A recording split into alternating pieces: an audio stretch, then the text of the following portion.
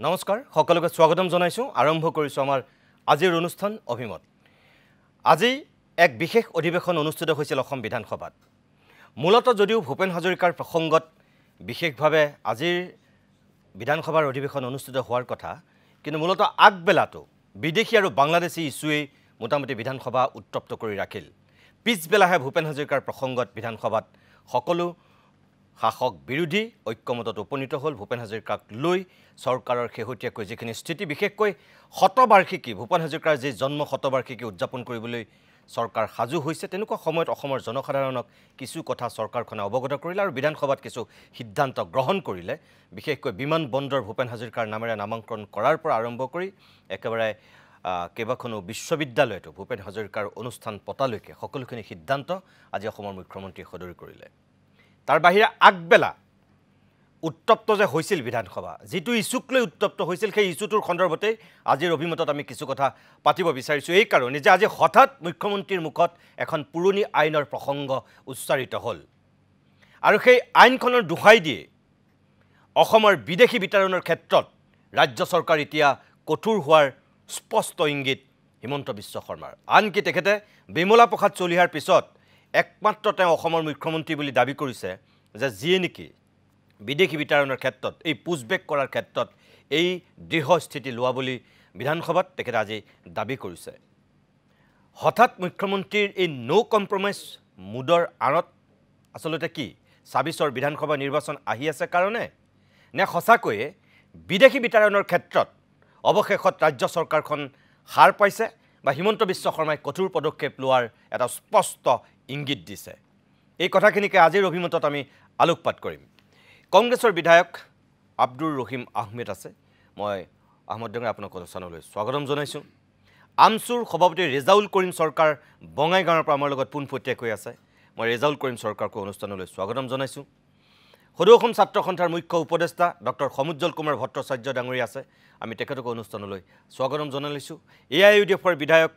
চেঙা সমষ্টিৰ বিধায়ক আশৰাফুল হুছেইন আছে মই আশৰাফুল হুছেইনক স্বাগতম জনাইছো এই মুহূৰ্তত আজি বিধানসভাৰ যেটো পৰিবেশ আছিল আগবেলা বিশেষকৈ এটা সময়ত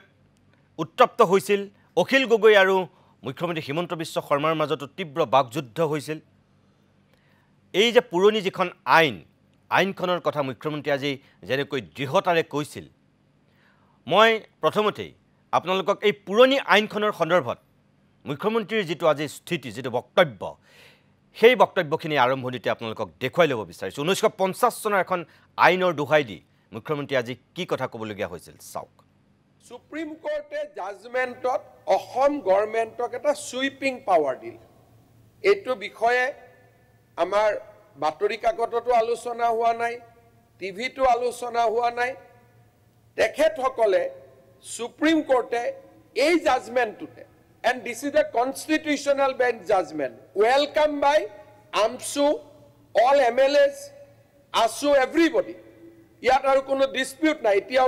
mutkoi besi chairman dangoriya judgment to pohise kan teo loge loge uthi kole je moi bhul kori koisu ta mane iman dipoleke goi judgment to পঢ়া hoise mur dorkar iman nohoy kane moi পঢ়া nai yet teo loke kole the Supreme Court has says Section 6A ruling affirmed that the 1950 Expulsion Act remained valid and operative. Tarmane bideshi bohiskaronar karone etiar pra sarkar tribunalot joar proyojon nai. The 1950 Act says that decision jodi prima facie bhabe I bideshi he can be evicted from the state of Assam. আপোনালোকে এখন পঢ়ি ল'ব 1950 illegal expulsion from Assam এই একখনৰ ব্যাকগ্ৰাউণ্ডটো বেলেগ আছিল sir কিয় কথা কয়বা আপুনি 1950 চনৰ সেই একখনৰ ব্যাকগ্ৰাউণ্ড কোনে মই মাত্ৰ আপুনি পইণ্টটো লিখি ৰাখক those were from প্লিজ আপুনি পইণ্টটো লিখি ৰাখক so could be easily the same honorable হয় আপুনি honorable MLA আপুনি ব্যাকগ্ৰাউণ্ডটো বেলেগ আছিল আপুনি যদি সুপ্ৰিম কোৰ্টৰ অৰ্ডাৰ এটাৰ ব্যাকগ্ৰাউণ্ড বুজাব খুইছে you have to file another petition in Supreme Court মোক কিয় বুজাই আছে মই এনুকা নকৰিব না নকৰিব ভাই ইয়াৰ পৰা ভোট নাবাঢ়ে সুপ্ৰিম কোৰ্টৰ অৰ্ডাৰ এটা আপোনালোকে নপঢ়াকৈ আদৰণি জনাইছে সেইকাৰণে আপোনালোকৰ বিষয়েতো মানুহে গম পাব লাগে গতিকে বহি থাকক state government has decided that ami illegal expulsion act we will bring that into the action aru dc khokole jak bidekhi boli bhabibo without referring to the tribunal we will push back dui tinta push back success no hobo kan teoluke register koribo 10 ta try korin duta goleo bahut so deportation will now be a reality. NRC নাম থাকক না থাকক যদি আদার evidence থাকে কিন্তু supreme কোর্টে স্পষ্টভাবে কৈছে যে illegal expulsion act 1950 is valid আৰু গভৰ্ণমেণ্টে ইচ্ছা কৰিলে ফৰেনাৰ্ছ ট্ৰিব্যুনেলত নোযোৱাকৈও তেওঁলোকে ইলিগেল যি ফৰেনাৰ্ছ আছে who came before yata se moi pohi disu power to order expulsion of certain immigrants if central government is of the opinion that any person class person having been ordinary resident in India whether before after commencement of this came into Assam and they stay of such person of class of person in Assam detrimental to the interests of the general public of India, direct such people or class of person to remove himself, give such further direction, removal from India and Assam. স্বভাৱটো কিয় লৈছে বহি থাককচোন পিছত ক'ব যি আছে ইমান দুইজনৰ মাজত competition হৈ গ'লে মোৰ কণ্ট্ৰলে দিগদাৰ হ'ব ভাই মাননীয় অধ্যক্ষ মহোদয় সুপ্ৰিম কোৰ্টে ক'লে যে অসমৰ কাৰণে এখন স্পেচিয়েল এক্ট আনা হৈছিলে ইন দ্য পটভূমি অফ 1950 এইটো মই কৈছো যে 1950 ৰ পটভূমিত এখন আইন অনা হৈছে যে ডিসিএ যিকোনো ডিসিএ যদি ভাবে ই বিদেশী he can be evicted word is evicted উচ্ছেদ কৰি দিব আৰু ট্ৰিব্যুনেলত যোৱাৰ কোনো প্ৰয়োজন নাই এই এক মিনিট ভাই আপুনি মই ভুল ক'ব পাৰো ৰাতি উকিলে পঢ়াই দিব মইতো ইংলিছ কেটাহে পঢ়ি আছো সুপ্ৰিম কোৰ্টে ক'লে by the majority judgment that state need not to go only foreigners tribunal state has this power also tamane etialeke apnaloke ji koise je ami par kori dilu now by the order of the Supreme Court every deputy commissioner is empowered to evict anybody whom he feels foreigner this is the law of the land আৰু second law of the land নাই মই ভুল কৰিলে শুদ্ধ কৰিলে মোৰ বক্তব্যটো final নহয় কোৰ্টতহে যাব গতিকে মোৰ কথাখিনি ভুল বুলিয়ে শুনি লকচোন শুদ্ধ বুলি শুনিব নালাগে এনেকৈয়ে আজি মুখ্যমন্ত্ৰীয়ে এক প্ৰকাৰ অসম বিধানসভাত নিজৰ স্থিতি স্পষ্ট কৰিছিল আৰু বিদেশী বিতাড়নৰ ক্ষেত্ৰত ৰাজ্য চৰকাৰৰ শেহতীয়া যেটো ভূমিকা সেই সন্দৰ্ভত নিজৰ বক্তব্য ৰাখিছিল মই আমচুৰ সভাপতি ৰেজাউল কৰিম চৰকাৰ মই আপোনাৰ কাষলৈকে প্ৰথমতে গৈছো আপুনি শুনিছে চাগে মুখ্যমন্ত্ৰীৰ বক্তব্যত আমচুৰ নামটো তেখেতে উচ্চাৰণ কৰিছে আজি বিধানসভাত আৰু এই আইনখনৰ দোহাই দি সুপ্ৰিম কোৰ্টে যিখিনি কথা কৈ থৈছে আমচুৰেও তাত সমৰ্থন দিয়া বুলি কৈছে আপুনি যদি মোৰ কথা শুনিছে তেতিয়াহ'লে মই আপোনাক সুধিম যে আজি মুখ্যমন্ত্ৰীৰ বিধানসভাৰ এই বক্তব্যৰ পিছত আপোনালোকৰ স্থিতি কি সব নিতুদা আজি মুখ্যমন্ত্ৰীয়ে যিখিনি কথা বিধানসভাত কৈছে তেওঁ কিছু কথা সালেবেৰে কোবাই গৈছে কিছু কথা স্পষ্টভাৱে কোৱা নাই আৰু কিছু মিছা কথা কৈ গৈছে গতিকে মই প্ৰথম কথা হৈছে মুখ্যমন্ত্ৰী এইটো কথা স্পষ্ট কিয় নকৰিল যে 1951 এক্টটো কাৰ ওপৰত এপ্লাই কৰিব কাৰ ওপৰত তেওঁ এপ্লাই কৰিব এই কথাটো তেওঁ কিয় স্পষ্ট নকৰিলে কাৰণ এনআৰসি চেন্ট্ৰেল গভৰ্ণমেণ্ট এনআৰসি সন্দৰ্ভত চেন্ট্ৰেল গভৰ্ণমেণ্টে ষ্টেণ্ড ক্লিয়াৰ কৰিছে গতিকে মুখ্যমন্ত্ৰীয়ে আসলতে সেন্ট্ৰাল গভৰ্নমেন্টেৰ ওপৰত নাকি সুপ্ৰিম কোৰ্টেও এনআৰসিৰ স্ট্যান্ডটো ক্লিয়াৰ কৰেছে গতি তেনে ক্ষেত্ৰত মুখ্যমন্ত্ৰীয়ে কিছু কথা তেওঁ এৰাই চলিব বিচাৰিছে আৰু তেওঁ এটুৰ দহাই দি তেওঁ আসলতে পাকে প্ৰকাৰে আচলতে ইস্যুটোক বেলেগ ফালে ডাইভাৰ্ট কৰিবৰ কাৰণে চেষ্টা কৰিছে গতিকে মুখ্যমন্ত্ৰীৰ স্থিতি স্পষ্ট কৰিব লাগিছিল যে 1950 এক্টটো কাৰ ওপৰত এপ্লাই কৰিব তেওঁ ফৰেনাৰৰ ওপৰত এপ্লাই কৰিব না চিটিজেনশ্বিপ এক্টৰ ওপৰত এপ্লাই কৰিব এই কথাবিলাক তেওঁ স্পষ্ট কৰিব লাগিব এনআৰসি যিসকলৰ নাম আহিছে সেইসকলৰ কি হ'ব এনআৰসি যিসকলে এপ্লাই কৰা নাই বা যিসকলে ৰিজাল্ট কৰিম তেখেতে কিন্তু নহয় আপুনি চাগে গোটেইখিনি কথা শুনিছেন নাই মই নাজানো তেখেতে কিন্তু এনআৰসিৰ কথাও কৈছে আৰু তেওঁ এইটোও কৈছে যে এনআৰসি আৰু বিদেশী বিতৰণ একে নহয় সুপ্ৰিম কোৰ্টেও সেই কথাটো কৈ থৈছে তেখেতে সেই কথাটো স্পষ্ট কৰিছে আৰু আপুনি যিটো কৈছে 1950 এক্টৰ কথা এই এক্টখনৰ কথা তেওঁ বাৰে বাৰে এই কাৰণেই কৈছে যে ডিসিক কৰ্তৃত্ব দি থোৱা হৈছে আৰু এখন অসমৰ বাবে সেই 1950 চনতেই তেতিয়াই যেহেতু এখন প্ৰৱৰ্তন কৰা হৈছিল আৰু তেতিয়াৰ পৰা এতিয়ালৈকে ম্যাদ কিন্তু উকলা নাই তেওঁ সেই কথাখিনিও কৈছে মই গোটেইখিনি দেখুওৱা নাই অৰ্থাৎ বিদেশী বিতৰণৰ ক্ষেত্ৰতেই এই আইনখন প্ৰযোজ্য কৰাৰ কথা তেখেতে স্পষ্ট কৰি কৈছে মই আপোনাক কৈ দিছোঁ না না ঠিকে আছে তাৰমানে চাওক ইয়াতে অসম আন্দোলন হৈছে অসম চুক্তি হৈছে 1971 25 মাৰ্চ কাট অফ ইয়াৰ হৈছে ইয়াত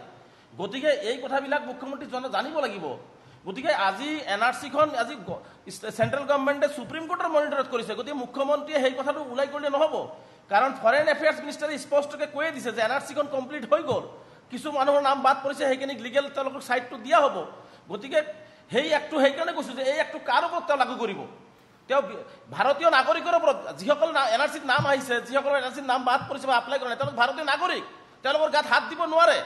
গতিকে তেনে ক্ষেত্ৰত এই এক্টখন তেওঁ আনিলেও কাৰ ওপৰত লাগু কৰিব এই কথাটো তেওঁ স্পষ্ট কৰিব লাগিব তেওঁ সেইখিনি কথা স্পষ্ট কৰা নাই তেওঁতো স্পষ্ট এই কথা কৈছে এনআৰসিত নাম থাকিলেও নাথাকিলেও আমি বিদেশলৈ প্ৰেৰণ কৰাৰ ব্যৱস্থা কৰিম তেওঁতো সুপ্ৰিম কোৰ্টৰ ওপৰত নহয় বা ষ্টেট চেন্ট্ৰেল গভৰ্ণমেণ্টৰ ওপৰত নহয়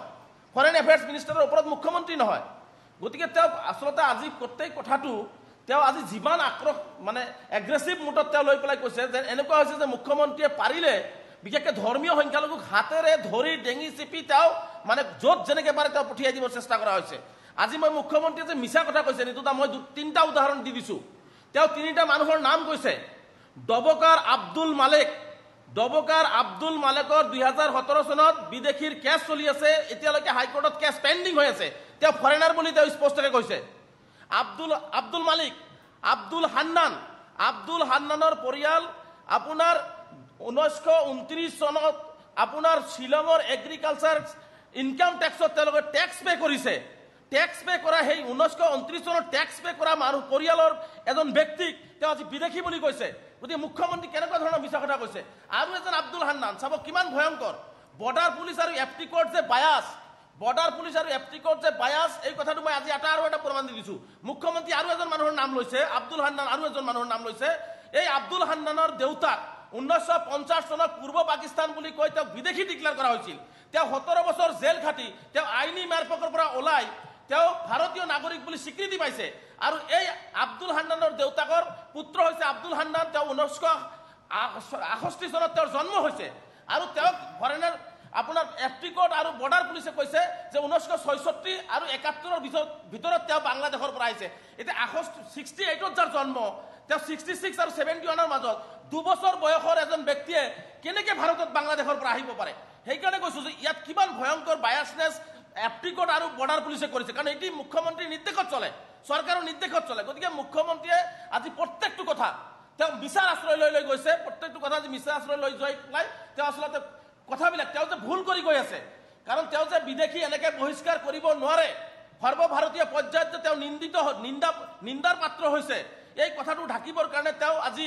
জোৰ জুলুমকে তেওঁ আচলতে মানুহক মানে পাৰিলে হাতেৰে আক্ৰমণ কৰিব এনেকুৱা এটা পৰিৱেশ তেওঁ বিধানসভাৰ মজিয়াত তৈৰি কৰিছে গতিকে আমি লজ্জাবোধ কৰিছোঁ যে এজন মুখ্যমন্ত্ৰীৰ এনেকুৱা ধৰণৰ ভাষ্য বা মুখ্যমন্ত্ৰী এনেকুৱা ধৰণৰ এগ্ৰেছিভনেছ যিটো দেখুৱাইছে মুখ্যমন্ত্ৰীয়ে এনেকুৱা বিধানসভাত কোনো মুখ্যমন্ত্ৰী দেখুওৱা নাই কেৱল মাত্ৰ ক্ষমতা ইয়াত বেলেগ কোনো উদ্দেশ্য নাই তেওঁ অসমীয়া জাতিক ভাল নাপায় তেওঁ অসমীয়া জাতিকো ভাল নাপায় অসমীয়া জাতি আগুৱাই যোৱাৰ চিন্তা নকৰে অসমীয়া যোৱাৰ চিন্তা নকৰে কেৱল মাত্ৰ ক্ষমতাৰ লালসাত ৰেজাউল তেখেতে যে কৈছে যে সুপ্ৰিম কোৰ্টৰ দোহাই দি পেলাই যে কৈছে যে এই ক্ষেত্ৰত আমচুৰো সমৰ্থন আছে বুলি কি আমচুৰ এইটো ক্ষেত্ৰত সমৰ্থন নাছিল নেকি তেতিয়াহ'লে না আমি 1971 চনৰ 25 মাৰ্চক ভিত্তি কৰি অসম চুক্তি হৈছে আমি সেইটো মানি লৈছোঁ 71ৰ আগৰ প্ৰতিজন ভাৰতীয় নাগৰিক ইয়াত সুৰক্ষিত হ'ব লাগিব 71ৰ পিছৰ যিসকল মানুহ আছে তেওঁলোকক বাংলাদেশ প্ৰেৰণ কৰক চাওক মুখ্যমন্ত্ৰী আৰু এটা তথ্য দি দিছোঁ মুখ্যমন্ত্ৰীয়ে এপ্টিকতে ডিক্লেয়াৰ কৰা সকলো তথ্য কিয় নিদিয়ে সম্পূৰ্ণ তথ্য মুখ্যমন্ত্ৰী কিয় নিদিয়ে কেৱল মাত্ৰ ৩৩,০০০ মানুহৰ নাম কিয় কয় ৯৭,০০০ মানুহৰ নাম মুখ্যমন্ত্ৰীৰ মুখত কিয় নাহে বাংলাদেশীত এপ্টিকতে বাংলাদেশী ডিক্লেয়াৰ কৰিছে ফৰেনাৰ ডিক্লেয়াৰ কৰিছে যি কৰিছে তেওঁ মাত্ৰ ৩৩,০০০ৰ কথা কিয় কয় বাকি 60,000 প্লাছ মানুহৰ কথা কিয় মুখ্যমন্ত্ৰীয়ে নকয় গতিকে আমি সেইকাৰণে কৈছো যে অসম চুক্তি আমি সকলোৱে মানি লৈছো আৰু এই অসম চুক্তিৰ আগৰ মানুহখিনি সুৰক্ষিত হৈ থাকিব লাগিব যেটো ভাৰত চৰকাৰে কৈছে যেটো ফৰেন এফেয়াৰ্স মিনিষ্টাৰে কৈছে যেটো এনআৰচিয়ে কৈ আছে আৰু কিন্তু ৭১ৰ পিছৰ মানুহখিনি যাব লাগিব কিন্তু মুখ্যমন্ত্ৰীয়ে যিসকল মানুহৰ গাত হাত দিছে যিসকলক জোৰ জুলুমকে পুশবেক কৰিব বিচাৰিছে মই মুখ্যমন্ত্ৰীক চ্যালেঞ্জ কৰিছো বিশ্বৰ এনেকুৱা কোনো মেচিন লৈ আহক তেওঁলোকক যদি মেচিনৰ ভিতৰত সোমাই দিয়া হয় তেওঁলোকৰ অন্তৰ আত্মা ক'ব তেওঁলোকে ভাৰতীয় আৰু অসমৰ বাসিন্দা হয় কেৱল মাত্ৰ হিমন্ত বিশ্ব শৰ্মা ডাঙৰ আৰু বৰ্ডাৰ পুলিচ আৰু এপ্টিকটৰ ৰখৰ বলি হৈ তেওঁলোকক আজি এনেকুৱা ধৰণৰ মানে অত্যাচাৰ আৰু লাঞ্ছনা ভুগিবলগীয়া পৰিৱেশ হৈছে মই ৰিজাল্ট কৰিম আপুনি অকণমান লাইনত থাকক মই আকৌ আপোনাৰ কাষলৈ পৰৱৰ্তী সময়ত যাম আব্দুৰ ৰহিম আহমেদ আছে আমাৰ কংগ্ৰেছৰ বিধায়ক মই তেখেতৰ কাষলৈ আহিছোঁ আপুনি যেহেতু বিধানসভাত আজি আছিল ৰিজাল্ট কৰিম চৰকাৰৰ আপুনি বক্তব্য শুনিছে তেওঁৰ মতে মুখ্যমন্ত্ৰী আজি কিছু মিছা কথা কৈছে আৰু কিছু অস্পষ্ট কৰিছে কিন্তু মুখ্যমন্ত্ৰী আৰু বিজেপিৰ কথা হ'ল যে বিদেশীৰ ক্ষেত্ৰত বাংলাদেশীৰ ক্ষেত্ৰত চৰকাৰৰ যেটো একদম শেহতীয়া স্থিতি এটো স্পষ্ট আৰু আনকি আপোনালোককতো এক প্ৰকাৰ মুখ্যমন্ত্ৰী আজি ওপেন চ্যালেঞ্জ কৰিছে যে তেওঁ কথাখিনি যদি ভুল বুলি প্ৰমাণিত কৰিব পাৰে তেতিয়াহ'লেতো তেওঁ মোটামুটি গণতান্ত্ৰিক প্ৰক্ৰিয়া আপোনালোকক মুখ্যমন্ত্ৰী আসনৰ পৰা তেওঁ অতৰাবলৈকো চ্যালেঞ্জ কৰিছে চাওক মুখ্যমন্ত্ৰী আজি দুখন আইন একাকাৰ কৰি পেলালে আমি কেতিয়াও কোৱা নাই যে the immigrant expulsion from Assam act 1950 তেখেতে এইটো আইনৰ কথাহে কৈ আছে যে এনআৰচিৰ লগে লগে সুপ্ৰিম কোৰ্টে এই আইনটো এপ্লাই কৰিব দিছে অসমৰ ক্ষেত্ৰত বিদেশী চিনাক্তকৰণ বা বহিষ্কৰণৰ কাৰণে তেখেতে কৰক আমাৰ আপত্তি কৰিব লাগে একোৱে নাই আমি কথা পাতি আছো সিটিজেনশিপ এক্টৰ ওপৰত আন্ডাৰ সিটিজেনশিপ এক্ট আমি গোটেই মানুহখিনি এনআৰচিৰ কাৰণে এপ্লাই কৰিছে এনআৰচিত যিসকলৰ নাম আহিছে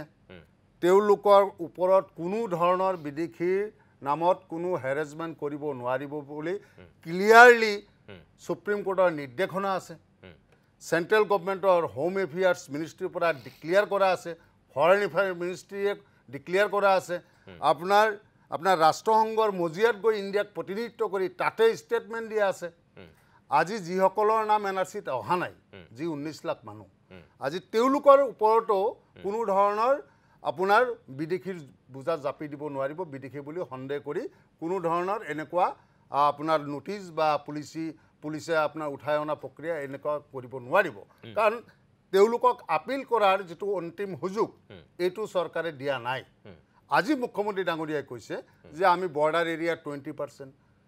আৰু বাকি ডিস্ট্ৰিক্ট বিলাকক 10% নমুনা আমি পুনৰাই পৰীক্ষণ কৰিম আজি 14 চনত আজি 19 চনত এনআৰচি প্ৰকাশ পাইছে আজি ইমান বছৰ চৰকাৰ কিয় হুই আছিল তেওঁলোকৰ যদি ইমানেই সদিচ্ছা আছিল এনআৰচিখন কমপ্লিট কৰাৰ কাৰণে আৰু ইমানেই যদি সন্দেহ আছিল যে বৰ্তমান ফাইনাল এনআৰচি প্ৰকাশ হোৱাৰ পিছত ইয়াতে বিদেশীৰ নাম সোমাইছে তেনেহলে আজি কি আমাৰ মুখ্যমন্ত্ৰী ডাঙৰীয়া সেন্ট্ৰেল গভৰ্ণমেণ্টৰ ওপৰত নেকি সুপ্ৰিম কোৰ্টৰ ওপৰত নেকি হোম এফেয়াৰ্ছৰ ওপৰত এনআৰচিৰ ক্ষেত্ৰত কি কৈছে বিধানসভাত হয় মই সেই কথাটোৱে ক'ব ধৰিছো তেখেতে বাৰে বাৰে কৈ আছে এটা ভুল কথা কৈ আছে যে দা immigrant expulsion from Assam act 1950 এইটোৰ আন্ডাৰত গোটেই মানুহক ইচ্ছা কৰিলে ডিচিয়ে সন্দেহ কৰিলে ধৰিব পাৰে আৰু খেদিব পাৰে হয় আমি হেতু জুৱাই সেইখনৰ আধাৰতে তেওঁ এতিয়া কৰিব কৰক हाँ। যদি এনেকুৱা ইমিগ্ৰেণ্ট আছে মষ্ট ওয়েলকাম কৰক আমাৰ আপত্তি কৰিব লাগে একো নাই কিন্তু অন দি আদাৰ হ্যান্ড আপনি এইটো চাব লাগিব আমি কৈ আছো সিটিজেনশিপ এক্টৰ কথা সিটিজেনশিপ এক্ট মতে এনআৰসি হৈছে এনআৰসিত এপ্লাই কোনে কৰিছে ইমিগ্ৰেণ্টে কৰা নাই নহয় সিটিজেনেহে কৰিছে সিটিজেনেহে কৰিছে আজি যিসকলে এনআৰসিত নাম আহি গ'ল তেওঁলোক সিটিজেন এটো মই কোৱা কথা নহয় এটো সেন্ট্ৰেল গভৰ্ণমেণ্টৰ অফিচিয়েল ষ্টেণ্ড আজি ইন্ডিয়ান হোম এফেয়াৰ্ছৰ অফিচিয়েল ষ্টেণ্ড এটো ফৰেন এফেয়াৰ্ছৰ অফিচিয়েল ষ্টেণ্ড আপোনাৰ পাৰ্লিয়ামেণ্টত হোম মিনিষ্টাৰে বক্তব্য দিছে এটো সুপ্ৰিম কোৰ্টৰ ক্লিয়াৰ নিৰ্দেশনা আছে আৰু যিসকলে কি বুলি কৈছে বিধানসভা তেওঁ যে কৈছে অসমৰ এনআৰসি মিছা কথা কৈছে তেওঁ হাত দিব নোৱাৰে যিসকল সিটিজেন অলৰেডি এনআৰসিত সোমাল তেওঁলোক সিটিজেন তেওঁ সেন্ট্ৰেল গভৰ্ণমেণ্টৰ ওপৰত নহয় তেওঁ হাত দিব নোৱাৰে তেওঁ গাৰ বলেৰে এছেম্বলিত কথা কলেই সেই যুক্তিটো আমি মানি ল'ব লাগিব সেইটো নহয় তেওঁটো আজি আপুনিতো আছিলে নাই তেওঁ এনআৰসি ক্ষেত্ৰত আজি কি কৈছিলে আপুনিতো আছো আমি প্ৰতিবাদ কৰি আছো আমি বাৰম্বাৰ কৈ আছো তেখেতে কৈ আছে আটাইতকৈ দ্বিভোটাৰ সৃষ্টি কংগ্ৰেছে কৰিলে আমি ক'লো যে নাই এইটো 97ত প্ৰফুল্ল কুমাৰ মহন্ত ডাঙৰীয়াৰ চৰকাৰে কৰিছে আৰু এই সমস্যাটো সমাধান কৰাৰ কাৰণেই প্ৰয়াত মাননীয় তৰুণ গগৈ ডাঙৰীয়াই এনআৰচিৰ কাম ষ্টাৰ্ট কৰিলে আৰু এনআৰচিৰ অন্তিম পৰ্যায়ৰ চৰকাৰ পৰিৱৰ্তন হোৱাৰ কাৰণে আজিতো মই এইটো কথাও ক'ব খোজো যে এনআৰচিৰ যদি ফাইনেল ড্ৰাফ্ট যদি তৰুণ গগৈ ডাঙৰীয়াৰ চৰকাৰৰ সময়ত প্ৰকাশ পালে হয় তেনেহ'লেতো আজি মুখ্যমন্ত্ৰী ডাঙৰীয়াই ক'লে হয় যে এজন মানে সংখ্যালঘু মানুহো তেওঁলোকে কাগজ পাতি দেখুৱাই এনআৰচিত আনিব পৰা নাই গোটেই তৰুণ গগৈ আনি দিলে 2 নম্বৰী কৰি গতিকে আজি চাওক সুপ্ৰিম কোৰ্টৰ মনিটৰত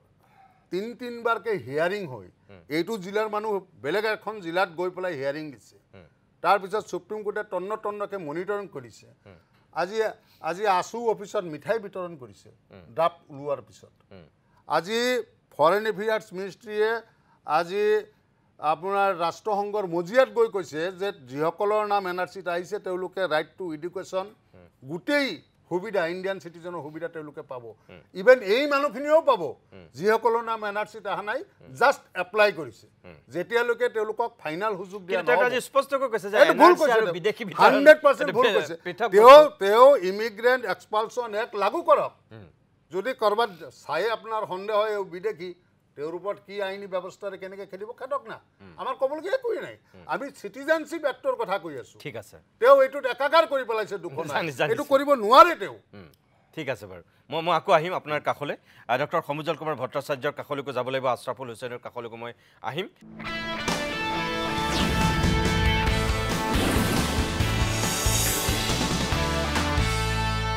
ডক্টৰ সমুজল কুমাৰ ভট্টাচাৰ্যৰ কাষলৈ পোনে যাম কিন্তু তাৰ আগতে মই এটা বিশেষ বক্তব্য মুখ্যমন্ত্ৰীয়ে দেখুৱাই ল'ব বিচাৰিছোঁ যে এনআৰচিক লৈ যেহেতু ৰেজাউল কৰিম চৰকাৰেও কৈছে আব্দুল ৰহিম আহমেদেও কৈছে মুখ্যমন্ত্ৰীয়ে আজি এনআৰচিৰ সন্দৰ্ভত কি কৈছিল বিধানসভাত যে এনআৰচি আৰু বিদেশী বিতৰণৰ সম্পৰ্ক একে নহয় সম্পূৰ্ণ পৃথক আৰু সুপ্ৰিম কোৰ্টৰ ৰায় আছে বুলি কৈ পেলাই এই ক্ষেত্ৰত তেওঁ কিছু বক্তব্য ৰাখিছিল যিহেতু মই মুখ্যমন্ত্ৰীৰ সেই এনআৰচিৰ সন্দৰ্ভত কোৱা বক্তব্যখিনিৰ কিয়দাংশ এই মুহূৰ্তত আপোনালোকক দেখুৱাই ল'ব বিচাৰোঁ অধ্যক্ষ মহোদয় এই বিষয়বিলাকে প্ৰায়ে সুপ্ৰিম কোৰ্টত গৈ থাকে কেইদিনমান আগতে ভাৰতৰ মহামান্য সুপ্ৰিম কোৰ্টে এটা বিশেষ জাজমেণ্ট দিয়ে সেই জাজমেণ্টটোত এটা কথা সুপ্ৰিম কোৰ্টে স্পষ্ট কৰি দিয়ে যে এনআৰচি আৰু বিদেশী বিতৰণৰ মাজত কোনো সম্পৰ্ক নাই অৰ্থাৎ ইয়াত কৈছে যে যিটো আমি ফাইনেল কথাটো কৈছোঁ এজন আবেদনকাৰীয়ে তেওঁ সুপ্ৰিম কোৰ্টত গৈ আবেদন কৰিলে যে মোৰ এনআৰচিত নাম আছে কিন্তু নাম থকা সত্ত্বেও ট্ৰিব্যুনেলে মোক ফৰেনাৰ্ছ বুলি ডিক্লেয়াৰ কৰিলে এই কেছটো হ'ল ৰফিকুল হক ভাৰ্চেছ ইউনিয়ন অফ ইণ্ডিয়া তেওঁ গৈ সুপ্ৰিম কোৰ্টত দাবী কৰিলে বা সুপ্ৰিম কোৰ্টত আবেদন কৰিলে যে মোৰ নামটো যিহেতু এনআৰচিত ইতিমধ্যে সোমাইছে সেইবাবে ৰাজ্য চৰকাৰে বা ভাৰত চৰকাৰে মোক এই ক্ষেত্ৰত কোনো ধৰণৰ মোৰ বিৰুদ্ধে ন্যায়াধিকৰণত কেছ নহ'ব বা মোক যিটো ফৰেনাৰ্ছ ডিক্লেয়াৰ কৰিছে সেই ব্যৱস্থাটো ইলিগেল বা সেই ব্যৱস্থাটো সুপ্ৰিম কোৰ্টে স্থগিত কৰিব লাগে ইয়াতে সুপ্ৰিম কোৰ্টে তেওঁলোকক ক'লে ইণ্টাৰিম প্ৰথম ষ্টে আছিলে তাৰ পিছত সুপ্ৰিম কোৰ্টে ক'লে the inclusion of the name of the appellant in the draft NRC would have no bearing on the order passed by the tribunal. অৰ্থাৎ ফৰেনাৰ ট্ৰিব্যুনেলে নিজৰ ৰাস্তাত যাব এনআৰচি নিজৰ ৰাস্তাত থাকিব এনআৰচিত নাম থকাৰ পিছতো সন্দেহৰ ভিত্তিত ৰাজ্য চৰকাৰে ফৰেনাৰ্ছ ডিটেকশ্যন কৰি থাকিব পাৰিব কোনোবা চাৰ্কুল অফিচাৰ এজনে এনআৰচি এখন বনাই দিয়া মানেই ৰাজ্য চৰকাৰৰ হাত ভৰি বন্ধ হৈ নাযায় আমি বিদেশী চিনাক্তকৰণৰ কাম এনআৰচিত নাম থকাৰ পিছতো আমি বিদেশী চিনাক্তকৰণৰ কাম আমি অব্যাহত ৰাখিব পাৰিম অধ্যক্ষ মহোদয় কেতিয়াবা আমি চৰকাৰক কথা কওঁ মহামান্য সুপ্ৰিম কোৰ্টে সিটিজেনশিপ 6A ৰ ওপৰত এটা জাজমেন্ট দিলে জাজমেন্টত ক'লে যে 1971 will be cut off তাক আমসুৱে আদৰণি জনালে তাক কংগ্ৰেছ দলৰ বহু কেইজন বিধায়কে আদৰণি জনালে আৰু ছাত্ৰ সন্থায়ো আদৰণি জনালে যে এতিয়াৰ পৰা 71 will be cut off অধ্যক্ষ মহোদয় জাজমেন্টক আমি আদৰণি জনালো কিন্তু জাজমেন্টৰ ভিতৰত লিখা কথাখিনি আমি কোনে কিমান ভাল কৰি পঢ়িলো তাৰ ওপৰত এটা প্ৰশ্নবোধক চিন থাকি যায় সুপ্ৰিম কোৰ্টে এই জাজমেন্টৰ সময়ত এটা কথা সুপ্ৰিম কোৰ্টে স্পষ্টভাৱে উল্লেখ কৰিলে and this is a constitutional bench সাংবিধানিক বিচাৰপীঠ এখন ইয়াতে 5 জন সুপ্ৰিম কোৰ্টৰ জাজ আছিল চিফ জাষ্টিস DY চন্দ্ৰচূড় জাষ্টিস সূৰ্যকান্ত মিশ্ৰ MM সুন্দৰেশ মনোজ মিশ্ৰ আৰু JB পাদিৱালা মাইনৰিটি জাজমেন্টত JD পাদিৱালাই ক'লে যে 71 কাট অফ ইজ ৰং কাট অফ ইজ 51 য'ত ভাৰতৰ লগত একে কাট অফ হ'ব কিন্তু মেজৰিটি জাজমেন্টে ক'লে যে cut off will be 1971 Assam চুক্তি অনুসৰি যিখন সংসদে চুক্তি বনাইছে তাক আমি ন্যায্যতা প্ৰদান কৰিছো এতিয়া আৰু 51 লৈকে ঘূৰি যোৱাৰ প্ৰশ্ন নাই 1971 will be the cut off year sir এই পাদ্ৰিৱালাৰ যেটো কথা ক'লে এটো নহয় আপুনি পিছত ক'ব 71 ৰ পিছত চেয়াৰম্যান 6 ৰ প্লিজ 10 বছৰ কাটিব লাগে এই বিষয়ে পাদ্ৰিৱালা প্লিজ ৰিপ্লাইটো দিবলৈ দিয়ক না প্ৰতিটা কথা কিয় ইন্টাৰাপ্ট কৰি থাকে বহক প্লিজ আগতে ৰিপ্লাইটো শুনি লওক পাদিৱালাৰ জাজমেন্টটো মাইনৰিটি জাজমেন্ট হেতু ৰিজেক্টেড জাজমেন্ট অলৰেডি ময়ে ক'লো তাত আৰু থিয় হৈ পেলাই যে মই বিশেষ জানো এটোৰ বিষয়ে কোৱাৰ কি প্ৰয়োজন আছে এতিয়া প্লিজ সদনক নো আৰ্গুমেন্ট কৰা হয় এতিয়া বহুত পৰিৱেশ নষ্ট কিয় কৰি থাকে 4 জনীয়া জাজমেন্টে ক'লে যে 1971 ইজ কাট অফ গতিকে সদনত এইটো স্পষ্ট হ'ল যে সাংবিধানিক বিচাৰপীঠে ক'লে যে 1971 চন সীমা হ'ল অসম চুক্তিক ন্যায্যতা প্ৰদান কৰিলে কিন্তু সুপ্ৰিম কোৰ্টে এটা কথা বাৰে বাৰে ক'লে যে আমি জাজমেন্ট দিছো কিন্তু 71 ৰ পিছত অহা মানুহখিনি কোনো কাৰণতে ক্ষমা কৰা নহব তেওঁলোকক চৰকাৰে ডিপোৰ্ট কৰিব লাগিব আৰু তেওঁলোকে ক'লে anyone entering Assam after 25th March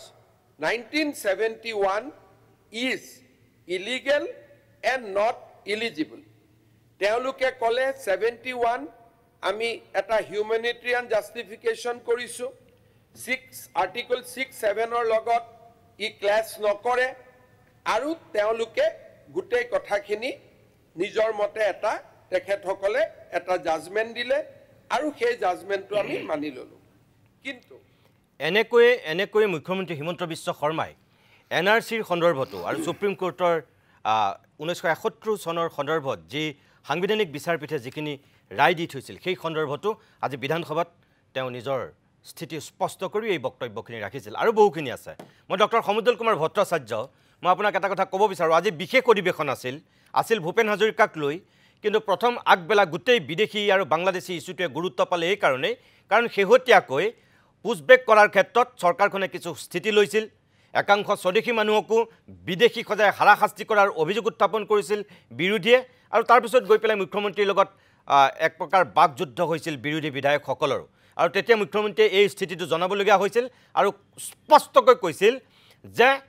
তেওঁ বিমলা প্ৰসাদ চলিহাৰ পিছত তেওঁ প্ৰথমজন অসমৰ মুখ্যমন্ত্ৰী হ'ব যে বাংলাদেশী বিতৰণৰ ক্ষেত্ৰত বিশেষকৈ এই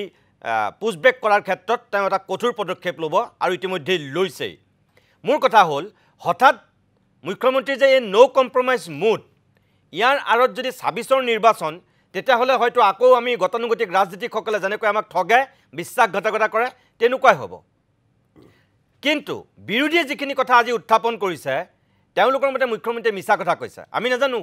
কোন সঁচা কোন মিছা আপোনালোকৰ কথাও কৈছে যে এনআৰচিৰ ক্ষেত্ৰত আছুৱে যদিও মিঠাই খুৱাইছিল তেওঁ সেই কথাটো কোৱা নাই তাৰপিছত কৈছে যে এনআৰচিৰ ক্ষেত্ৰত আছুৰো অলপ অসন্তুষ্টি থাকি যোৱা বুলি আপোনালোকে বোলে লিখিতভাৱে চৰকাৰক জনাইছে আজি আপোনাক মই পোনপটীয়াকৈ সুধিছোঁ যে এতিয়া আপোনালোকৰ মুখ্যমন্ত্ৰীৰ আজিৰ যিটো স্থিতি এই সন্দৰ্ভত আছুৰ ক'বলগীয়া কি হয় মোক অলপ সময় দিব প্ৰথম কথাটো হ'ল যে দীঘলীয়া ৬ বছৰীয়া অসম আন্দোলন তাৰপিছত চুক্তি আৰু চুক্তি হৈ যোৱাৰ পিছত ৪০ বছৰ ভৰি দিলে অৰ্থাৎ ৪৫ বছৰ এটা জাতি আমি চিঞৰি আছোঁ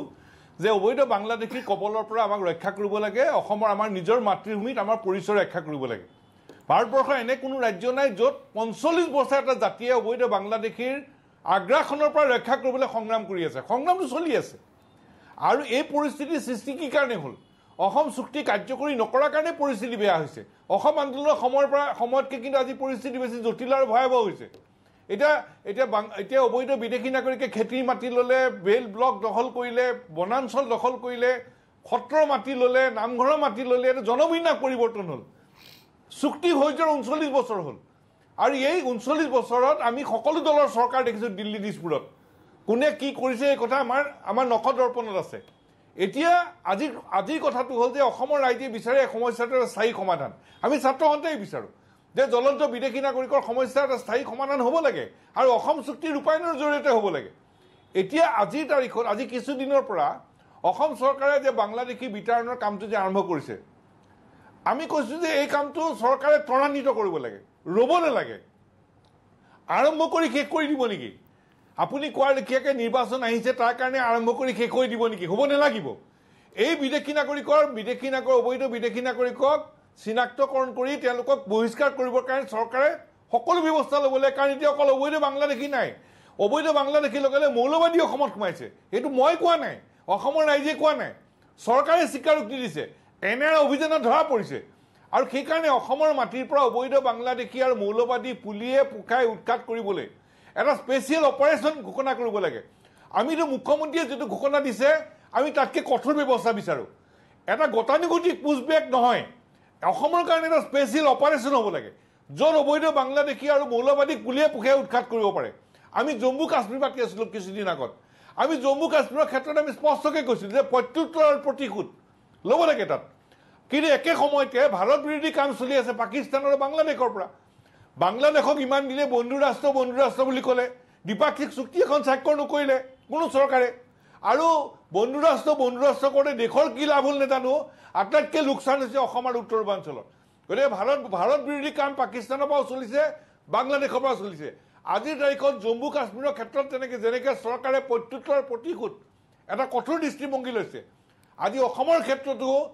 অবৈধ বাংলাদেশী আৰু মৌলবাদীৰ ক্ষেত্ৰত এটা স্পেচিয়েল অপাৰেশ্যন কৰিব লাগে স্লিপাৰ চেল সোমাই আছে অসমত ইয়াত মৌলবাদী সোমাই আছে it's a transit route and transit camp এইটো ইতিমধ্যে প্ৰতিষ্ঠা হৈছে তাৰপিছত কিন্তু চৰকাৰৰ কোনো স্পেচিয়েল অপাৰেশ্যন নাই কিয় নাই তাৰমানে জম্মু কাশ্মীৰতে এটা ঘটনা ঘটিবলৈ ৰৈ আছে নেকি সেইকাৰণে আমি ক'ব খোজোঁ যে চৰকাৰে যিটো বিদেশী চিনাক্তকৰণ বহিষ্কাৰৰ কাম আৰম্ভ কৰিছে আধাত যাতে বন্ধ নকৰে ত্বৰান্বিত কৰক ব্যাপক কৰক আৰু এটা স্পেচিয়েল অপাৰেশ্যন কৰক য'ত অবৈধ বাংলাদেশী আৰু মৌলবাদীক পুলিয়ে পোখাই উৎখাত কৰিব ডক্টৰ ভট্টাচাৰ্য ডাঙৰীয়া এটা কথা আপুনি যিটো কথা কৈছে যে চিনাক্তকৰণৰ ক্ষেত্ৰত এতিয়াতো আমাৰ গণ্ডগোলটো তাতেই হয় চিনাক্তকৰণৰ ক্ষেত্ৰতেই এতিয়া আজি মুখ্যমন্ত্ৰীয়ে 1950 চনৰ এখন আইনৰ দোহাই দি পেলাই বাংলাদেশী বিতৰণৰ ক্ষেত্ৰত তেওঁ নো কম্প্ৰমাইজ মুড লোৱাৰ কথা তেওঁ স্পষ্টকৈ কৈছে 1950 চনৰ আইনখনটো ইমান দিনে আছিল চৰকাৰবিলাকতো শুই আছিল তেনেহ'লে কিয় পুছবেক কৰিব পৰা নাছিল সেই আইনৰ আধাৰত আছিল প্ৰথম কথাটো মই আপোনাক আগতেই ক'লোঁ চুক্তি হৈ যোৱাৰ পিছত সব দলৰ চৰকাৰ দিল্লী দিছপুৰত আছিল সকলো দলেই চুক্তি ৰূপায়ণেৰে জ্বলন্ত বিদেশী সমস্যা সমাধানত ব্যৰ্থ হ'ল এইটো সত্য কথা নহ'লে চুক্তি হৈ যোৱাৰ পিছত 39 বছৰ অসম আন্দোলন 6 বছৰ 45 বছৰ আমি যুঁজি আছোঁতো আমি দেখি আছোঁ নহয় আৰু এটা কথা ঠিক অসম চুক্তিৰ জৰিয়তে সমস্যাটো সমাধান হ'ব লাগিব এই চুক্তিখনক লৈতো বহু ধৰণৰ প্ৰশ্ন কৰা হ'ল এতিয়া অৱশেষত উচ্চতম ন্যায়ালয়ে ইতিমধ্যে সাংবিধানিক বিচাৰপীঠে ইয়াৰটো ন্যায্যতা দিলে আৰু আমি তাৰ পাৰ্টি আছিলোঁ অসম চুক্তিৰ ত্ৰিপাক্ষিক কেন্দ্ৰীয় চৰকাৰ অসম চৰকাৰ সদৌ অসম ছাত্ৰ সন্থা গণসংগ্ৰাম পৰিষদ আমাক পাৰ্টি কৰি লোৱা হৈছিল আমি পাৰ্টি আছিলোঁ 12 বছৰ যুঁজ হৈছে 4 বছৰ সাংবিধানিক বিচাৰপীঠত যুঁজ হৈছে তাৰপিছত আমি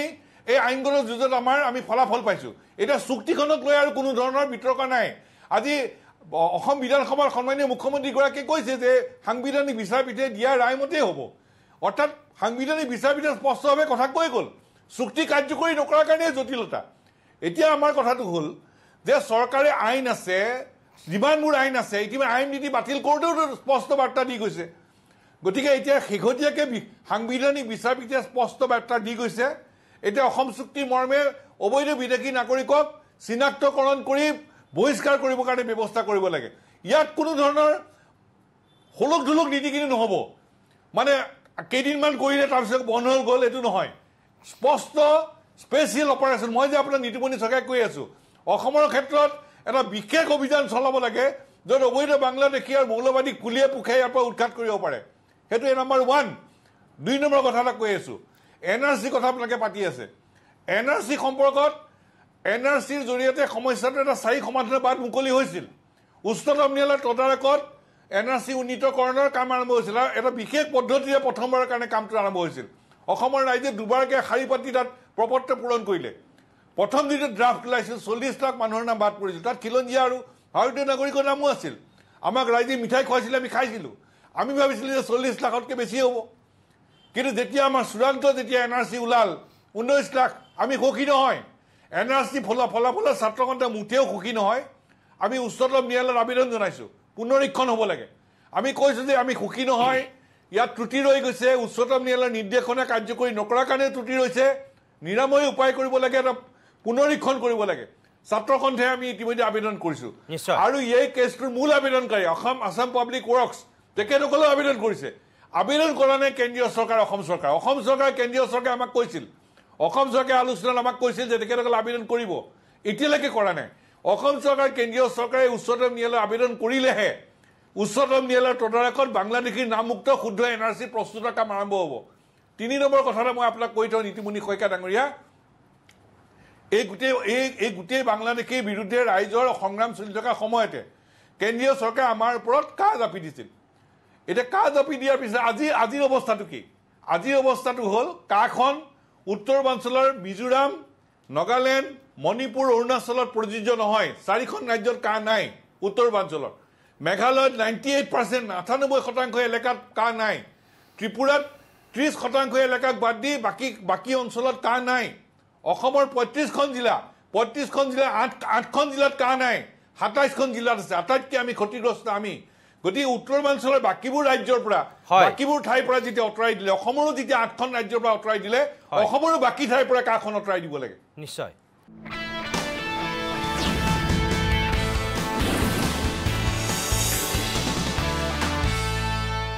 NRCৰ আজিৰ ৰিজেকশ্যন শ্লিপৰ সন্দৰ্ভত মুখ্যমন্ত্ৰীয়ে বিধানসভাত যিকেইটা কথা কৈছিল তাৰে অকণমান এটা দেখুৱাই দিছোঁ তাৰপিছতে মই আশ্ৰফুল হুছেইনৰ কাষলৈ উভতি আহিম NRC ৰিলেটেড ডেটাখিনি সিকিউৰ কৰাৰ কাৰণে আমি বিভিন্ন কামত আমি লাগি আছোঁ আৰু মই আশা কৰোঁ যে অহা 8ৰ পৰা 12 মাহৰ ভিতৰত CDEC বুলি চেণ্ট্ৰেল গভৰ্ণমেণ্টৰ এজেঞ্চি এটাই কাম কৰি আছে তেওঁলোকে এটা ইনফৰমেশ্যন ছিকিউৰিটি মেনেজমেণ্ট ছিষ্টেম এটা নিৰ্মাণ কৰিছে আৰু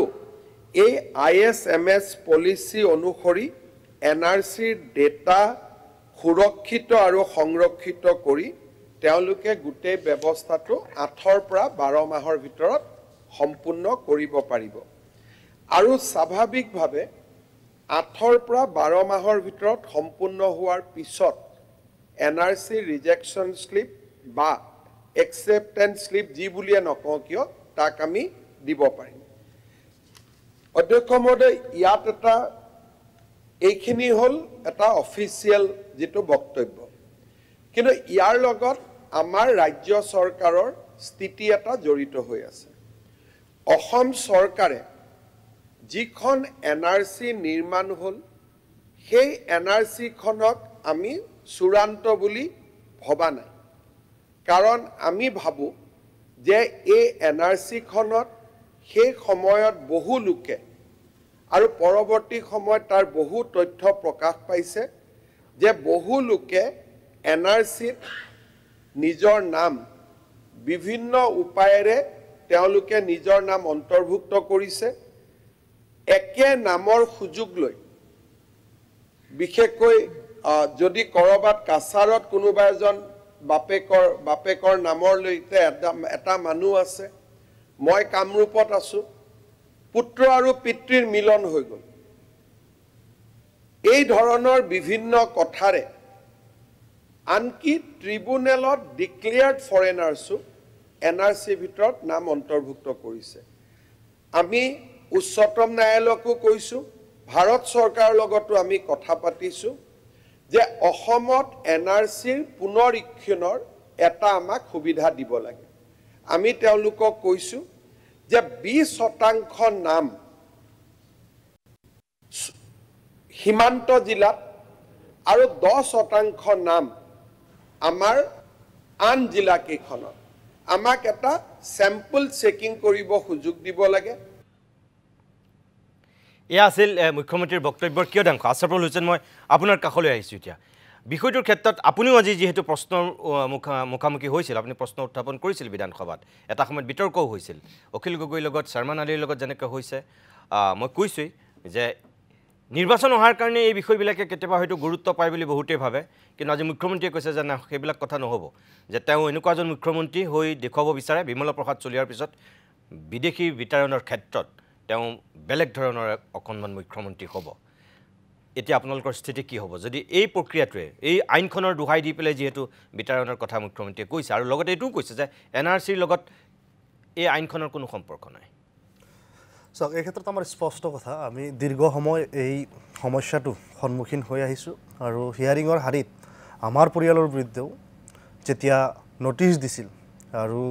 আমাৰ কিছু ছাত্ৰ বন্ধু তেওঁলোকে আমাৰ পৰিয়ালৰ বিৰুদ্ধে অবজেকশ্যন কৰিছিল আৰু এই যন্ত্ৰণা আমি ভুগি আহিছোঁ NRCৰ সময়ত সেইবিলাক দিনকাল পাৰ কৰাৰ পিছত আজি সেই কাগজক আজি পেলনীয়া কাগজৰ দৰে তৰুণ গগৈ ডাঙৰীয়া কোৱাৰ দৰে যদি হিমন্ত বিশ্ব শৰ্মাই কৰিব বিচাৰে ইয়াৰ দুৰ্ভাগ্যজনক আপাতত NRCখন এটা আধাৰ হোৱা উচিত যি আধাৰৰ ভিত্তি কৰি বাকী প্ৰক্ৰিয়াখিনি অনাগত সময়ত চলিব পাৰে কিন্তু চূড়ান্ত বুলি অসম চৰকাৰে নাভাবে বুলি তেওঁ স্পষ্টকৈ কৈছে সেইটোৱে এই পেলনীয়া কাগজ তৰুণ গগৈ ডাঙৰীয়া তেতিয়া কৈছিল আৰু এতিয়া হিমন্ত বিশ্ব শৰ্মাই ক'লে এই দুটা কথাই কিন্তু মন কৰিবলগীয়া বাকী কথাটো হৈছে যে এই বিষয়টোলৈ বহুতৰ দোকান দীৰ্ঘ সময় চলিছে আৰু বহুতে এইটোৰ জৰিয়তে ৰুটি ৰোজগাৰ গোটেইখিনি চলিছে কিন্তু মূলত গৈ দৰিদ্ৰ নিপীড়িত বঞ্চিত মানুহ যিসকল অশিক্ষিত মানুহ যুগ যুগান্তৰৰ পৰা তেওঁলোকে নাগৰিকৰ আটাইতকৈ ডাঙৰ অধিকাৰ ভোটাধিকাৰৰ পৰা বা নাগৰিকত্বৰ অধিকাৰৰ পৰা বঞ্চিত হৈ সৰ্বশান্ত হৈছে এই যে সৰ্বশান্ত যিসকল হৈছে তেওঁলোকে নিজৰ এটা কেছ যেতিয়া ফৰেনাৰ ট্ৰাইব্যুনেলত হয় বা ডি ভোটাৰ তেওঁক বনাই দিছে 1997 চনৰ পৰা বা 2001 চনৰ ভিতৰত বা 2005 চনৰ ভিতৰত যেতিয়াই বনাইছে তেওঁ পৰৱৰ্তী সময়ত নটিচ পাই যেতিয়া ফৰেনাৰ ট্ৰাইব্যুনেললৈ গৈছিল তেতিয়া তেওঁ হাজাৰ হাজাৰ টকা খৰচ কৰি প্ৰতিনিয়ত উপস্থিত থাকি নিজক প্ৰমাণ কৰিব লগা হৈছিল এতিয়া অশিক্ষিত মানুহ এজন তেওঁলোকৰ নামত ক্লাৰিকেল মিষ্টেক বয়সৰ ভুল বা ইফাল সিফাল হোৱাৰ কাৰণে তেওঁক বিদেশী বনাই দিলে আৰু ফৰেনাৰ্ছ ট্ৰাইব্যুনেলে সেই কাৰণে বিদেশী বনোৱা কাৰণেই সেই ফৰেনাৰ্ছ ট্ৰাইব্যুনেল ডিক্লেয়াৰ্ড মানুহো কিন্তু NRCত আহিব পাৰে যদিহে তেওঁলোকৰ স্কেনাৰত নাছিল কিন্তু তেওঁলোকৰ সকলো ফেমিলি ট্ৰী তেওঁলোকৰ কাগজ পাতি গোটেইখিনি মিল থকাৰ কাৰণে কেৱল NRCত আহিছে অৰ্থাৎ ফৰেনাৰ্ছ ট্ৰাইব্যুনেলে যিসকল মানুহক বিদেশী ডিক্লেয়াৰ কৰে সেই মানুহখিনি স্বদেশী হোৱা সত্ত্বেও তেওঁলোকক বিদেশী ডিক্লেয়াৰ কৰা হয় আৰু পৰৱৰ্তী সময়ত কি হয় ফৰেনাৰ্ছ এক্টখন বা ট্ৰাইব্যুনেলৰ এক্টখন এনেকুৱা যে আপুনি প্ৰথমত যেটো বস্তুৰ ওপৰত আধাৰ কৰি ল'লে তাৰ পিছত আপুনি বহুত বস্তু আপুনি ইনফৰমেশ্যন পাই থাকিলে সেইবিলাক কিন্তু আপুনি সোমাই থাকিব নোৱাৰে আইনী জটিলতা ইমান পৰ্যায়লৈকে আছে যে আপোনাৰ নাম মোৰ নাম আছৰাফুল হুছেইন কৰবাত আছে আপোনালোকে কৰবাত চাও যে ইছলাম ওলাই যায় কৰবাত এই যে মোৰ দুটা নাম হ'ল এই মোৰ দুটা নাম মোৰ কাৰণে কাল হ'ব পাৰে মই বিদেশী হ'ব লগা হ'ব পাৰে মোৰ বয়সৰ ডিসক্ৰিপেন্সিৰ কাৰণে হ'ব লগা হ'ব পাৰে এই যে অশিক্ষিত যিসকলৰ কোনোদিন কোনো কাগজ পাতি অফিস কাছাৰীৰ লগত সম্পৰ্ক নাই তেওঁলোক বছৰ পৰ বছৰ ডিটেনশন কেম্পত বন্দী কৰি ৰাখে আৰু হিমন্ত বিশ্ব শৰ্মা ডাঙৰীয়া এটা এজন হুজুক খন্দানী মানুহ তেখেতে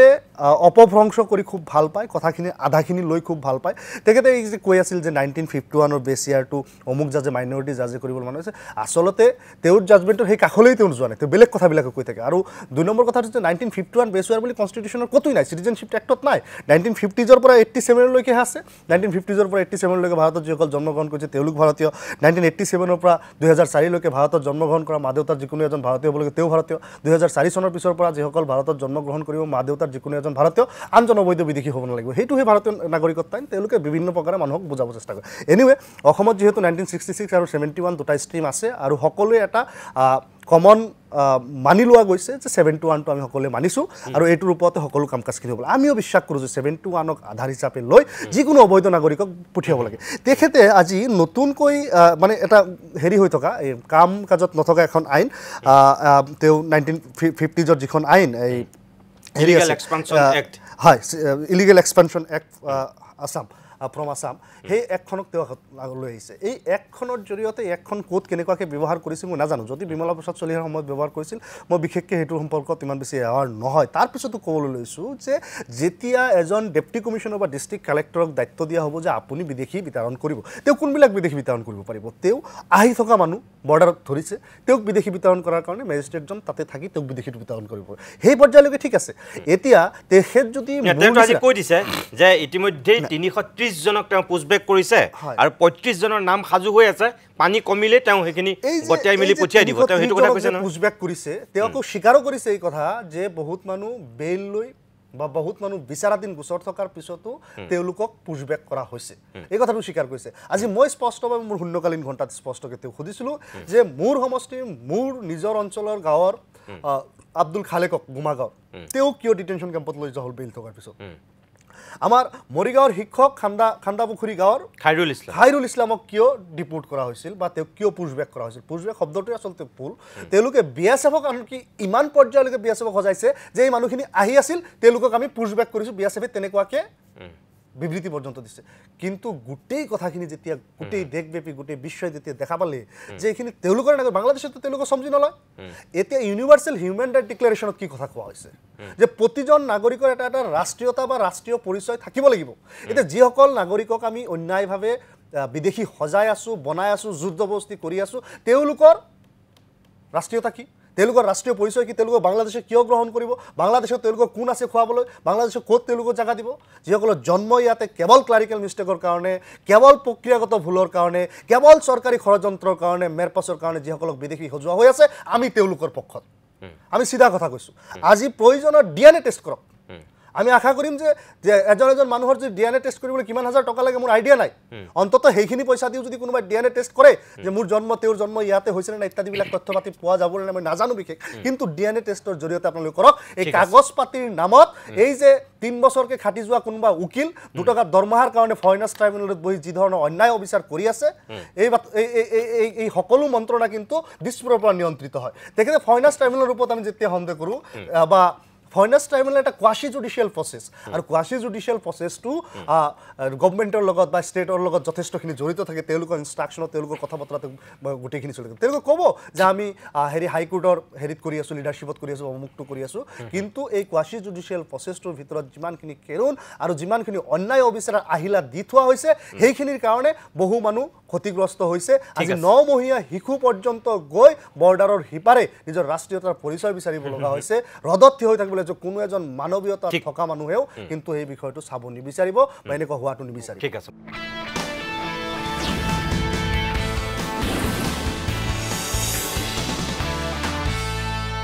মই ৰেজাউল কৰিম চৰকাৰ, যদি আপুনি মোৰ কথা শুনি আছে, মই শেষত এটা কথাই ক'ব বিচাৰোঁ যে মুখ্যমন্ত্ৰীয়ে আজি স্পষ্টকৈ কৈছিল যে আপোনালোকে যি FTৰ কথা কৈ আছে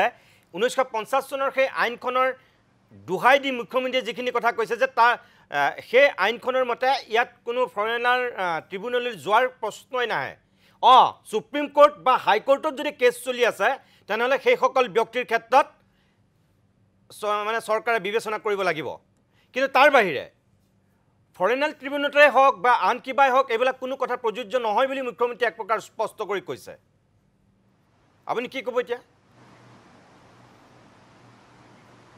চাওক, মুখ্যমন্ত্ৰী গাৰ বলেৰে প্ৰতিটো কথা ক'লেইতো আৰু সমস্যা মানে সমাধান নহয়, কাৰণ মুখ্যমন্ত্ৰীয়ে বিচাৰি আছে বিদেশীৰ সমস্যাটোৰ স্থায়ী সমাধান নহওক। আজি বিদেশীৰ সমস্যাটোৰ স্থায়ী সমাধান বিচাৰিলে মুখ্যমন্ত্ৰীয়ে কথাবিলাক সঠিক ৰাস্তাৰে ক'ব বিচাৰিলেহেঁতেন। আজি চাওক 1950 চনৰ পৰা 1988 চনলৈকেও যদি যোৱা যায় যিসকলে ইণ্ডিয়ান চিটিজেন যিসকলে ইয়াত জন্ম কৰিছে তেওঁলোকে ভাৰতীয় নাগৰিক তেওঁলোকক কোনেও হাত দিব নোৱাৰি ইয়াত মই বাকী বাদে দিলোঁ 87ৰ পিছত মই বাদে দিলোঁ 1987ৰ পিছত বাদে দিলোঁ এইবিলাক কথা কিন্তু এইখিনিলৈকে কোনেও কাকো হাত দিব নোৱাৰে NRCত নাম হোৱা মানুহবিলাকক মুখ্যমন্ত্ৰী ক'লে হাত দিব নোৱাৰে গতিকে আজি স্পষ্ট ইয়াত কোৱা হৈছে যে মুখ্যমন্ত্ৰী আহুৱাপূৰ্ণ কথা কৈ আৰু মুখ্যমন্ত্ৰীৰ পুছবেক আহুৱাপূৰ্ণ বিদেশী চিনাক্তকৰণ আহুৱাপূৰ্ণ ফৰেনাৰ ট্ৰিবিউনেল আহুৱাপূৰ্ণ বৰ্ডাৰ পুলিচ বায়াছ গতিকে সকলোখিনি একলগ কৰি মুখ্যমন্ত্ৰী গাৰ জৰিয়তে কাম কৰিব বিচাৰিছে মই সমুজ্জ্বল দাক এটা কথা স্পষ্টকৈ আহ্বান জনাইছোঁ আছুৰ উপদেষ্টা ডাঙৰীয়া আছে তেওঁ বাৰে বাৰে কৈ আছে যে খুব দ্ৰুতগতিত হ'ব লাগে স্পেচিয়েল ফ'ৰ্চ বনাব লাগে বিদেশী হক সোনকালে চিনাক্ত কৰিব লাগে কিন্তু সমুজ্জ্বল দা আজিলৈকে এটা কথা কিয় নকয় যে 71ৰ আগৰ ভাৰতীয় মানুহখিনি যাতে অত্যাচাৰিত নহয় হান্নানৰ পৰিয়াল যে আজি অত্যাচাৰিত হ'ল মুখ্যমন্ত্ৰী যাতে বিদেশী বুলি ক'লে যিয়ে 1929 চনত এগ্ৰিকালচাৰ ইনকাম টেক্সত ব্ৰিটিছৰ দিনত তেওঁ টেক্স দিছে শ্বিলঙত তেওঁৰ পৰিয়াল যে এনেকৈ অত্যাচাৰিত হ'ল আজি দেশী মানুহ আজি জৰিনা খাতুন আজি দেশী মানুহ মনোৱাৰা বেগম আজি যে বৰ্ডাৰ পাৰ কৰি বাংলাদেশত ককবকাই আছে এই কথাটো যে অন্যায় হৈছে সমুজ্জ্বল দা কিয় বাৰে বাৰে এটা কথা স্পষ্ট নকৰে যে বিদেশীৰ নামত যদি স্বদেশীক অত্যাচাৰ কৰা নহয় কেৱল বিদেশী যাব লাগে কোনেই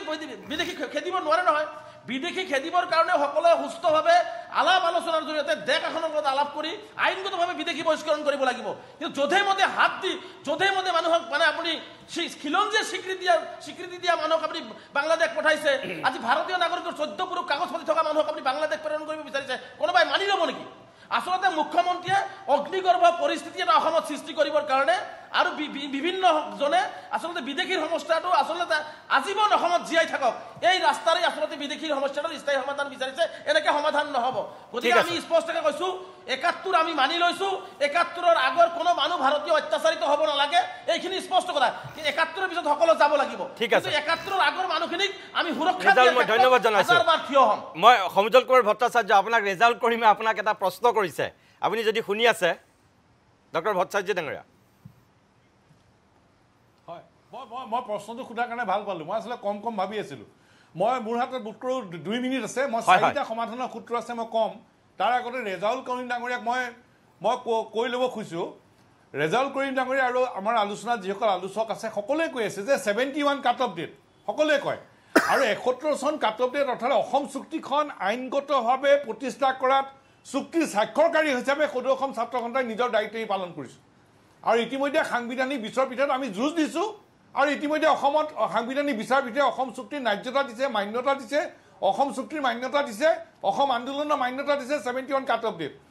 তেখেতে যে মোক প্ৰশ্নটো কৰি আছে আমিতো 71 কাট অফ ডেট মানিয়ে লৈছোঁ তেখেতে কৈ আছে 71ৰ আগৰখিনিৰ কথা আপোনালোকে নকয় কিয় মই তেখেতক এটা প্ৰশ্ন কৰিব খোজোঁ তেখেতে কৈ আছে 71 চনৰ পিছত অহাসকলক চুবই নোৱাৰে কিয় চুব নোৱাৰিব 71 চনৰ পিছত অহাসকল হিন্দু মুছলমান সব বহিষ্কাৰ হ'ব লাগিব ইয়াত জন্মসূত্ৰে নাগৰিকত্ব পাব এই কথা আমি মানি নলওঁ মনা নাই আৰু সেইকাৰণে 31AB আমি উচ্চতম ন্যায়ালয়ত প্ৰত্যাহ্বান জনাইছোঁ আমি গোচৰ ধৰিছোঁ যে 71 চনৰ পিছত অহা জন্মসূত্ৰে এইটো নাগৰিকত্ব পাব নোৱাৰিব মই আমচুক মই ক'ব কৈছোঁ মোক প্ৰশ্ন কৰাৰ আগত আপোনালোকে উচ্চতম ন্যায়ালয়ত এখন আবেদন দিয়ক আপোনালোকে 71 চন ঠিকেই কয় কিন্তু 71 চনৰ পিছত অহা বিদেশী ল'ৰা ছোৱালীক নাগৰিকত্ব দিব নালাগে সেই সম্পৰ্কত এখন আবেদন দিয়ক আপোনালোকে বাংলাদেশীৰ পক্ষত প্ৰতিষ্ঠা কৰক আৰু মই 4টা কথা ক'ব খোজোঁ 4টা কথা কৈ থ'ব খোজোঁ প্ৰথম চৰকাৰে যিটো কাম আৰম্ভ কৰিছে পলম হৈছে বহুত পলম হৈ গ'ল এইটো ইলেকশ্যনৰ কাৰণে হৈছে নেকি এইটো আমি ভাবিম যদি কামটো বন্ধ কৰি দিয়ে আৰু সেইকাৰণে চৰকাৰে যিটো কাম আৰম্ভ কৰিছে নিৰন্তৰ কৰিব লাগে ব্যাপক কৰিব লাগে অবৈধ বাংলাদেশীৰ লগে লগে মৌলবাদীক উৎখাত কৰিবলৈ বিশেষ অপাৰেশ্যন চলাব লাগে স্পেচিয়েল অপাৰেশ্যন NRC কাৰণে আসাম পাব্লিক ৱৰ্কছে ইতিমধ্যে আবেদন দিয়া আছে অসম চৰকাৰ কেন্দ্ৰীয় চৰকাৰে উচ্চতম ন্যায়ালয়ত আবেদন দিয়ক যাতে NRC অসমত সম্পূৰ্ণভাৱে পুনৰ নিৰীক্ষণৰ জৰিয়তে বাংলাদেশীৰ নামমুক্ত আমি NRC পাব পাৰোঁ 3 নম্বৰ কথা বাংলাদেশ বৰ্ডাৰটো চিল কৰিব লাগে তাৰ শ্বুটেড ছাইট অৰ্ডাৰ দিব লাগে আৰু সেই কথাটো যিটো আটাইতকৈ জৰুৰী প্ৰয়োজন বিপ্লৱ শৰ্মাৰ প্ৰতিবেদন মৰ্মে অসমৰ খিলঞ্জীয়া মানুহক সাংবিধানিক ৰক্ষা কবচ দিব লাগে হয় মই ৰিজাল্ট কৰিম কিবা এটা ক'ব বিচাৰিছিলে খুব চমুকৈ ক'ব লাগিব মই এখেতসকলক কাষলৈ আহিব লাগিব সময় নাই মোৰ মই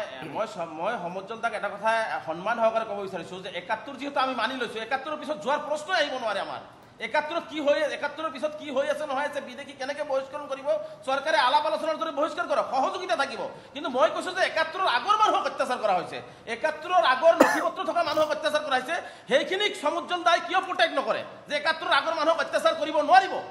জৰিনা খাতুনক অত্যাচাৰ কৰিব নোৱাৰিব মনোৱাৰ বেগক অত্যাচাৰ কৰিব নোৱাৰিব গোলাঘাটৰ ৰহিমা খাতুনক অত্যাচাৰ কৰিব নোৱাৰিব আজি সুলেমান আলী চিৰাঙৰ আজি পগলা মানুহ এজনক বাংলাদেশ পঠাই দিয়া হৈছে সেইবিলাক মানুহক অত্যাচাৰ কৰা নাম জেনুইন ইণ্ডিয়ান চিটিজেন সেই কথাটো সমুজ্জ্বল দাই কওক এবাৰ কিয় নকয় আজি হান্নান আলী আজি 1929 চনৰ ব্ৰিটিছৰ দিনত টেক্স দিয়া মানুহক আজি বিদেশী বুলি মুখ্যমন্ত্ৰীয়ে কৈছে তাৰ প্ৰটেষ্ট আছুৱে কৰক তেতিয়া বুজিম যে আছুৱে বিদেশী বহিষ্কাৰৰ মানে সমস্যাটো স্থায়ী সমাধান বিচাৰিছে সমুজ্জ্বল দাই বিচাৰে তেতিয়া বুজিম আমি আৰু প্ৰমাণ দি থাকিব নালাগে আমি আপোনালোকক প্ৰমাণ দি থাকিব নালাগে যেতিয়া অসম চুক্তি প্ৰত্যাহ্বান জনাইছিল চুক্তি স্বাক্ষৰকাৰী হিচাপে উচ্চতম ন্যায়ালয়ত আমি সন্মুখৰ পৰা যুঁজ দিছো আৰু সাংবিধানিক বিচাৰ ভিতৰত অসম চুক্তি স্বাক্ষৰকাৰী হিচাপে ৭১ চনটো যাতে কাট অফ ডেট হয় তাৰ কাৰণে আমি সন্মুখৰ পৰা যুঁজ দিছো তাৰ কাৰণে আপোনালোকক আৰু প্ৰমাণ দি থাকিব নালাগে